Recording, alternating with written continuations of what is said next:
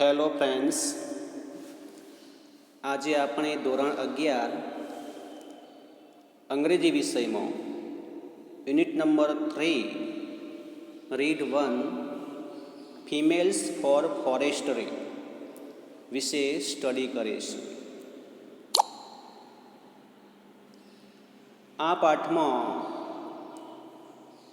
ગઢવાલ વિસ્તારમાં વૃક્ષો બચાવવા સત્યાગ્રહ શરૂ કરાયો તેની વાત છે.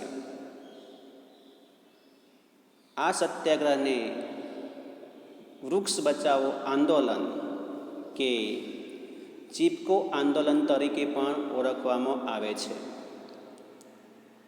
આ ઝુંબેશમાં સ્ત્રીઓના યોગદાન વિશે વિશેષ વાત કરવામાં આવી છે. પર્વતીય વિસ્તારોમાં જંગલો એ સમગ્ર અર્થવ્યવસ્થાનો પાયો છે. ટેહરી ગઢવાલની સ્ત્રીઓને પશુઓના ઘાસચારા તેમજ રસોઈના બર્તન માટે દૂર દૂર જવું પડતું હતું. તેથી તેમણે આ નાશ પામી રહેલા જંગલોને બચાવવાનું અને તેમનું જાતે જ જતન કરવાનું નક્કી કર્યું. અને તેના માટે તેમણે એક મહિલા મંગળ દળ તૈયાર કર્યું હતું અને જંગલોને સાચવવાના ભરપૂર પ્રયત્નો આદર્યા હતા. આમ ઉત્તર પ્રદેશના આ પર્વતીય વિસ્તારમાં સ્ત્રીઓના સંઘર્ષમય પ્રયત્નોથી હવે જંગલો પુનર્જીવિત થવા લાગ્યા છે, જેને લીધે ખેતી તેમજ પશુપાલનને પણ આધાર મળે છે. તો વિદ્યાર્થી મિત્રો, હવે આપણે આ રીડની શરૂઆત કરીએ. Read 1 females for forestry. અહીં ફિમેલ્સ એટલે મહિલાઓ, સ્ત્રીઓ, ફોર એટલે માટે, અને ફોરેસ્ટરી એટલે વન સંવર્ધન અથવા તો વનીકરણ એટલે કે વન સંવર્ધન માટે મહિલાઓ. Since time began, the natural broad-leaved forest of the Himalayas have played a significant role in the life of the people of Uttar Pradesh. તો અહીં જે શબ્દ છે સિન્સ ટાઈમ બિગેન એટલે કે જ્યારથી સમયની શરૂઆત થઈ ત્યારથી, એટલે કે યુગ યુગોથી, મતલબ કે ધ નેચરલ બ્રોડ લીવ્ડ, નેચરલ એટલે કુદરતી અથવા પ્રાકૃતિક, અને બ્રોડ લીવ્ડ એટલે કે પહોળા પાંદડા ધરાવતા જે ફોરેસ્ટ છે, જંગલો છે, ફોરેસ્ટ ઓફ ધ હિમાલયાસ એટલે કે હિમાલયના જે આ પહોળા પાંદડા ધરાવતા જે જંગલો છે કે છે have played a significant role.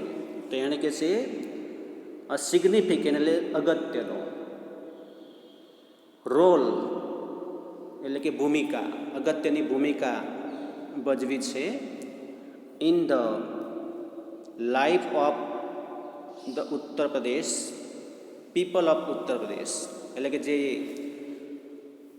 ઉત્તર પ્રદેશના જે લોકો છે એમના જીવન માટે કે છે આ હિમાલયના જે કુદરતી પહોળા જે પાંદડા ધરાવતા જે જંગલો છે એમણે ખૂબ જ કે છે અગત્યનો ભાગ ભજવ્યો છે, અગત્યની ભૂમિકા ભજવી છે. ઇન ફેક્ટ એટલે કે હકીકતમાં, the forest are the foundation.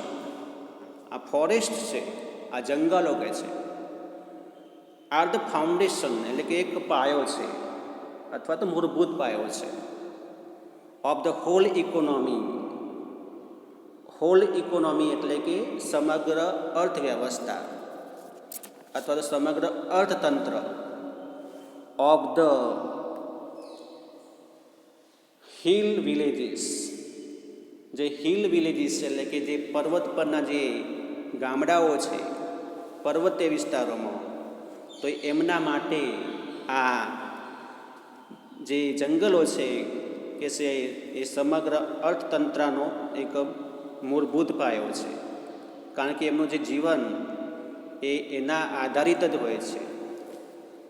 Green leaves and grass, સૂકા એટલે કે ગ્રીન લીવ્સ એટલે કે લીલા પાંદડા, એન્ડ ગ્રાસ એટલે ઘાસ. ફોર એક્ઝામ્પલ એટલે કે દાખલા તરીકે, ઉદાહરણ તરીકે, પ્રોવાઈડ ફોડર. પ્રોવાઈડ એટલે પૂરું પાડે છે, અને ફોડર એટલે ઘાસચારો. કોના માટે ઘાસચારો પૂરું પાડે છે? તો ફોર ધ એનિમલ્સ. જે એનિમલ્સ છે પ્રાણીઓ, તો એના માટે તે ઘાસચારો પૂરો પાડે છે. મતલબ કે લીલા પાંદડા જે છે અને ઘાસ એ એના માટે અગત્યના છે પ્રાણીઓ માટે કે છે. Whose dung is used. Whose dung is used કે જેનું જે ડંગ એટલે કે છાણ એ યુઝડ એટલે કે ઉપયોગી છે. As a fertiliser. As a fertiliser એટલે કે ખાતર તરીકે એ ઉપયોગી છે. For the croplands. જે ફોર ધ ક્રોપલેન્ડ્સ એટલે કે જે ક્રોપલેન્ડ્સ મેન જે ઉપજાઉ જમીન કહી શકીએ આપણે, કે જેમાં આપણે પાક ઉગાડી શકીએ એવી જમીન, તો એના માટે આ પશુઓનું ખાતર એ ઘણું ઉપયોગી છે. અને એ ખાતર એમને એમ જ મળી રહે છે, એના માટે કોઈ ખર્ચ કરવો પડતો નથી. Dry twigs and branches are the only source of domestic cooking fuel. Dry twigs એટલે કે સૂકા લાકડા, અને બ્રાન્ચીસ એટલે ડાળખીઓ, જે શાખાઓ હોય જે વૃક્ષોની. R the only source.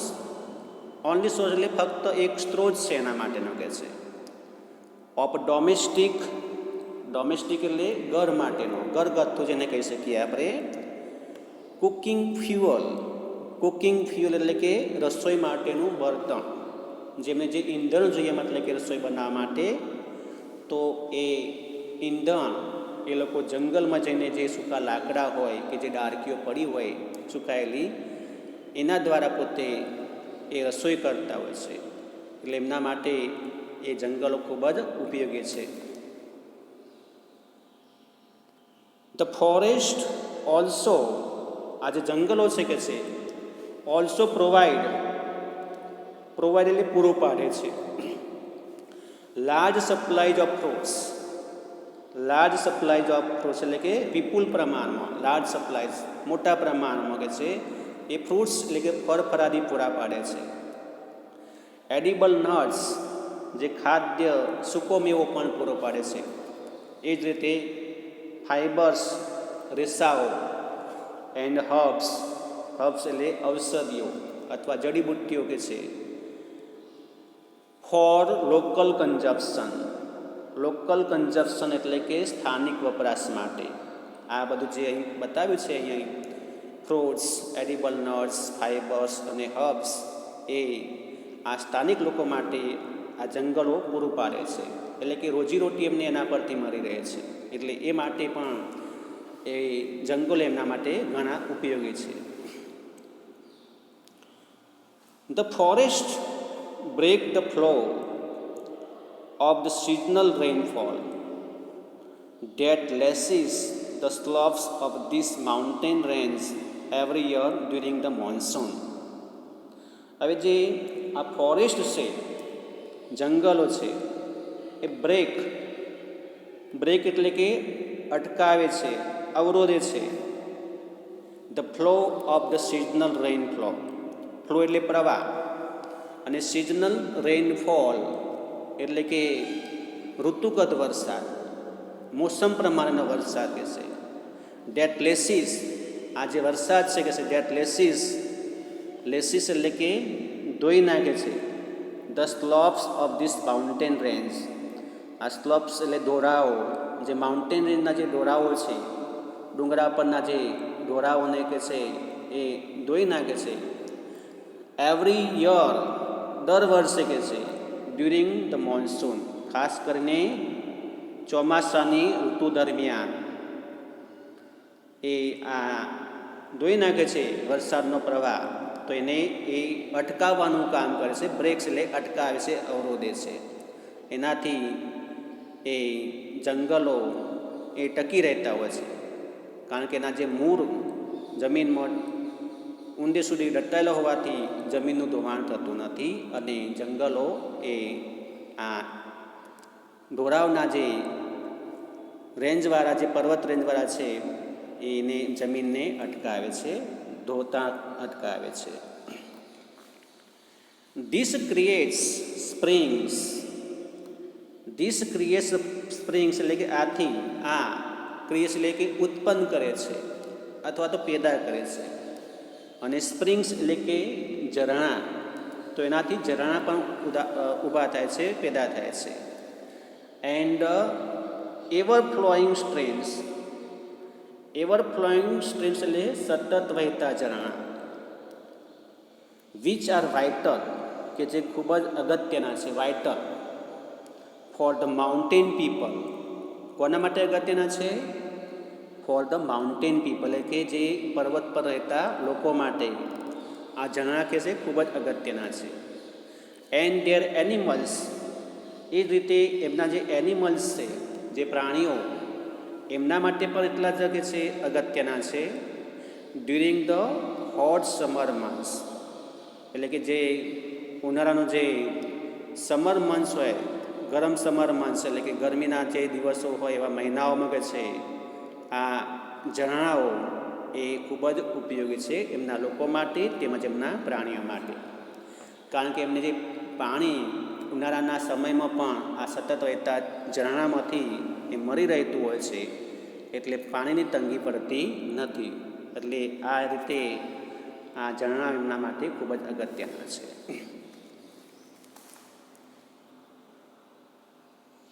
For many years એટલે કે ઘણા વર્ષોથી, for many years.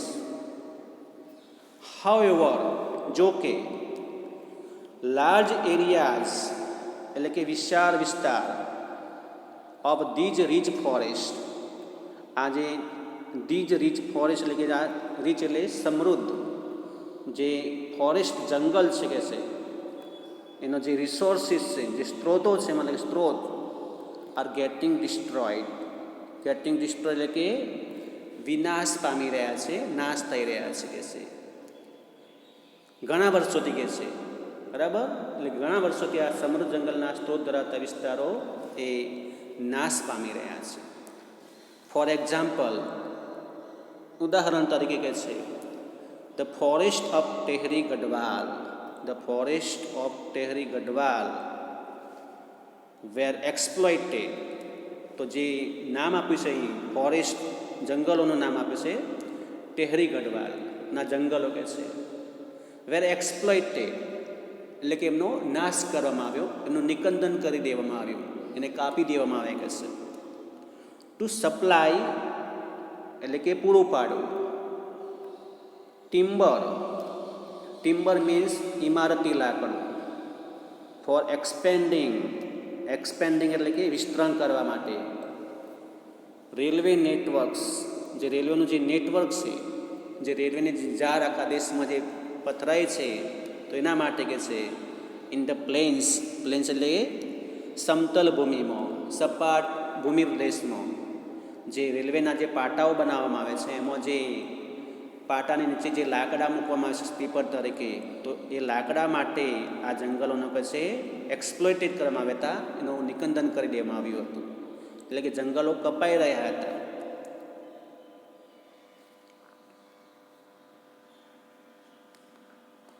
Europeans in Mussoorie,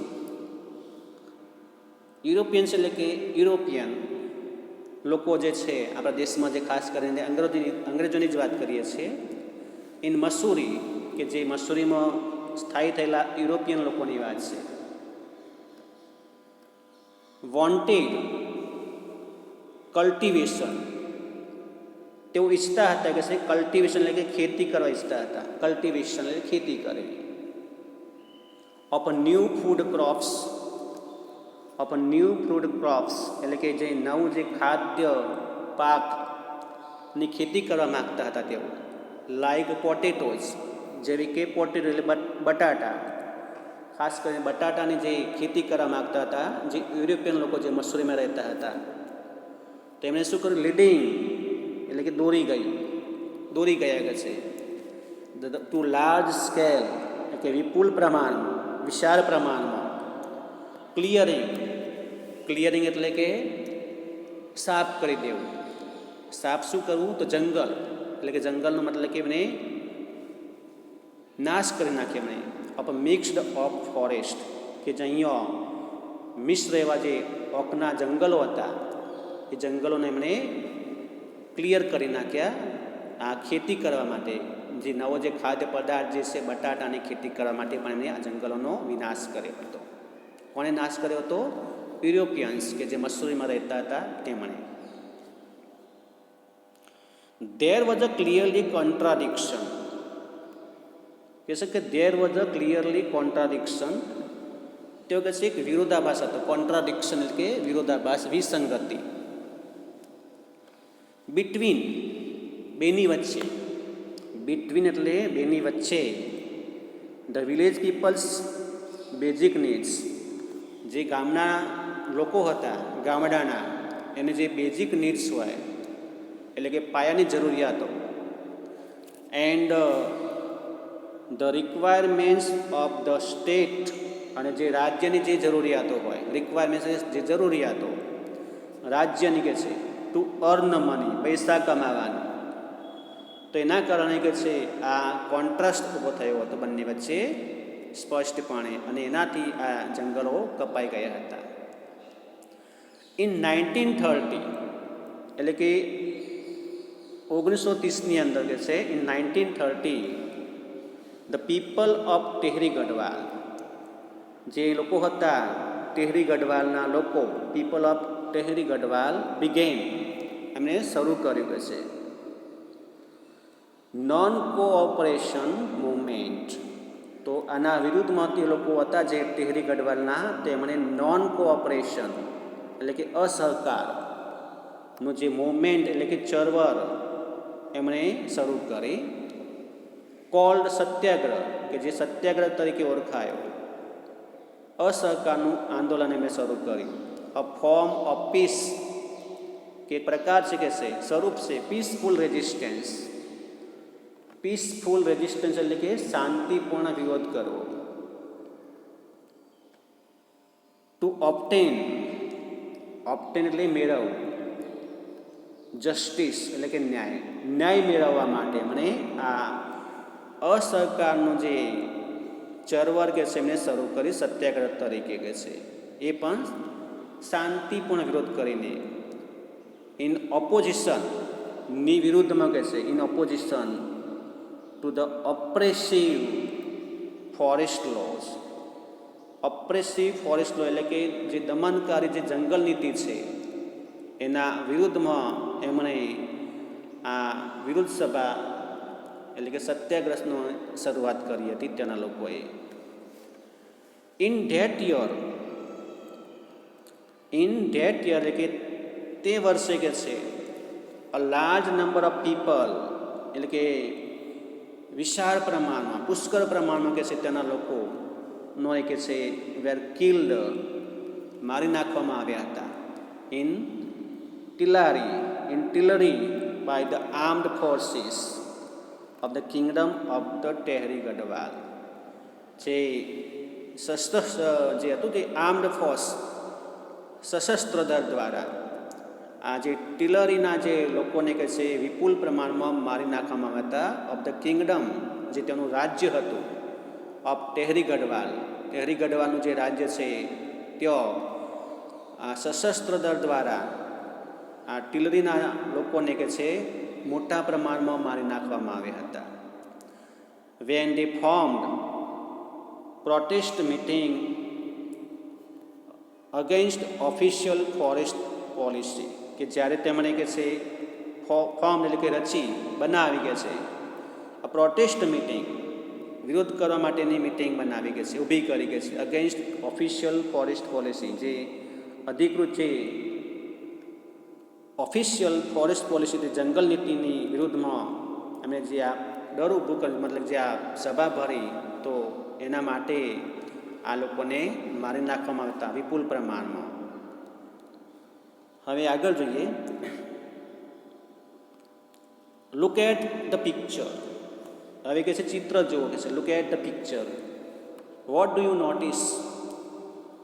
vote do you notice એટલે કે તમને શું ધ્યાનમાં આવે છે, તમે શું જુઓ છો કે છે.